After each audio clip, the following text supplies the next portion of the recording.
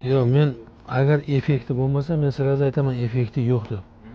Chunki men o'zim mana shundan bu sababchida, endi shifo bo'lishiga sababchi, shifoni Alloh beradi-yu. Lekin yaxshi bo'lib qoldim, Xudoga shukr. Boshida 6-kun og'riq qo'zg'agan paytida rosa qo'rqdim, to'g'risi gapda. Pochkalarim ham og'ridi, ma'millar, yelkalarim ham og'ridi. Butun bo'g'inlarim og'ridi. Keyin 2 kundan keyin taqataq to'xtatamiz og'riqlar. Hozir bizda bu misol siz bilan bo'lgan nimamizni ham klientimiz bizdan foyda ko'rdi deb ko'rsatamiz ularga. Ular aytadi bu odam aktyor, shunaqa gap bo'ladi. Yo'q. Bilan bir-birini ko'rib turmiz. Nega aktyor bo'lamiz? Men просто shuni aytyapman, shifo olganim uchun aytyapman men. Lekin rosa qiynaldim. Menigina artroz 4-stepen degan. Endi protez qo'yish kerak deganda.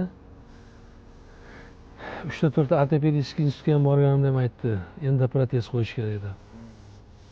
Endi men gavdam bilan bu endi protez aniq qilmas ekanda bu. Gavdam vesim og'irligiga, shuning uchun ves og'irlik bo'lgani uchun to'g'ri kelmas ekan u. Yaxshiman, alhamdulillah, Xudoga shukr. Qancha qiyinchiliklardan o'tdim. Lekin Xudoga beadad shukrlar bo'lsin. Men chekkan azobni hech kim chekmasin.